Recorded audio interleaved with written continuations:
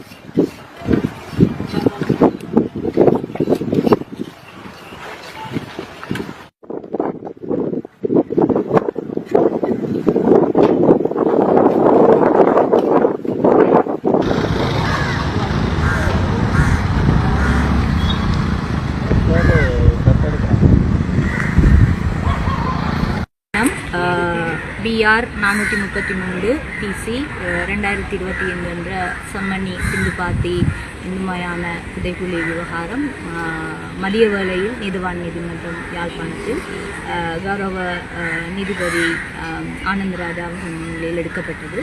இந்த அடிப்படையில் பாதிக்கப்பட்டவர்கள் சார்பாக மந்திரி தோன்றுவ சட்டத்தரணிகளால் கடந்த 3ஆம் தேதி ஆனி மாதம் 2025ஆம் ஆண்டளவில் குறித்த புதைக்குழி தொடர்பான ஆரம்பகட்ட அகழ்வு பணிகளில் ஒன்றுக்கும் மேற்பட்ட கிட்டத்தட்ட 6 பூரணமான மனித எலும்பு தொகுதிகள் கண்டெடுக்கப்பட்டதால் மேலும் பல எலும்பு தொகுதிகள் காணப்படுவதற்கான சாத்தியப்பாடுகள் இருக்கின்றது என்று அவதானிக்கப்பட்டதன் அடிப்படையிலும் குறித்த புதைக்குழியை மனித புதைக்குழியாக மன்றால பிரகடனப்படுத்தும்படி விண்ணப்பிக்கப்பட்டிருந்தது. அதன் அடிப்படையில் இன்று மதிய வேளையில் நீதவான் நீதிமன்றம் கூறி அந்த அகழ்வு பணிகளில் பணியாற்றுகின்ற சட்ட வைத்திய நிபுணர் செல்லையா பிரணவன் மற்றும் தடையுவில் தொல்பொருள் பேராசிரியர் ப்ரொஃபசர் ராஜ்சுமதவா அவர்களினுடைய அறிக்கைகள், ஆரம்பகட்ட அவதானிப்புகள் மற்றும் பரிந்துரைகளின் அடிப்படையில்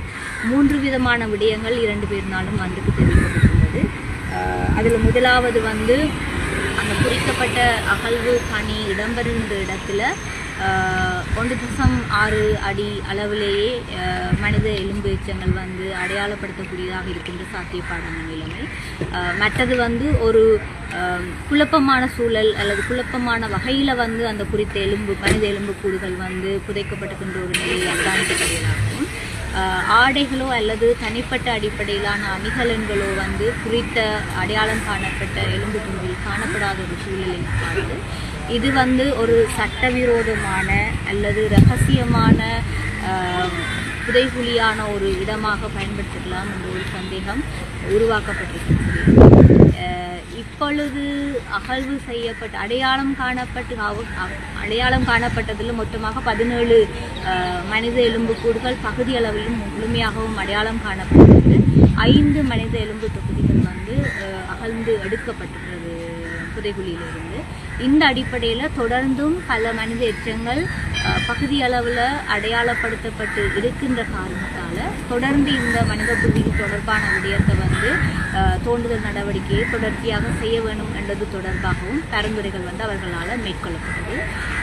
இந்த நேரத்தில் வந்து பாதிக்கப்பட்டவர்கள் சார்பாக மண்டல தோண்டல் சட்டத்தரணி ஆணையம் அந்த முன்வைப்பு வைக்கப்பட்டது அடிப்படையில் நீதிமன்றம் வந்து நிபுணர்களின் கருத்துக்களை வந்து கவனத்தில் எடுத்து தொடர்ந்தும் குறித்த மனித புதைகுழி அகழ்வு நடவடிக்கைகள் வந்து அவர்கள் திருப்திப்பட்டு அந்த புதைகுழியினுடைய முடிவு வரையிலான அடிப்படையில் திருப்திப்படும் வரையில் குறித்த அகழ்வு நடவடிக்கைகளை தொடர்ச்சியாக நடத்துவதற்கான நடவடிக்கைகளை மேற்கொள்ள வேண்டும் என்ற கட்டளை ஆக்கியதோடு அது தொடர்பான ஆரம்ப கட்டத்துக்கான பாதீடு வரைவு என்பது வந்து கிட்டத்தட்ட சட்ட வைத்திய அதிகாரி நிபுணர் செல்லையா பிரணவர்களுடைய பரிந்துரையின் அடிப்படையில் 40 நாட்களுக்குரிய பாதீடுகளை வந்து உரிய காலத்தில் சமர்ப்பித்து நிதி வளங்கள் ஒதுக்கீடுகளுக்கான ஆயத்தக்கட்ட நடவடிக்கைகள் எடுக்கும்படி சொல்லியதோடு நீதிமன்ற நடவடிக்கைகள் முடிவுறுத்தப்பட்டு அடுத்ததாக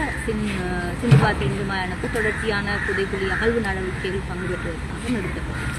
இதேபோல இந்த அகழ்வு நடவடிக்கை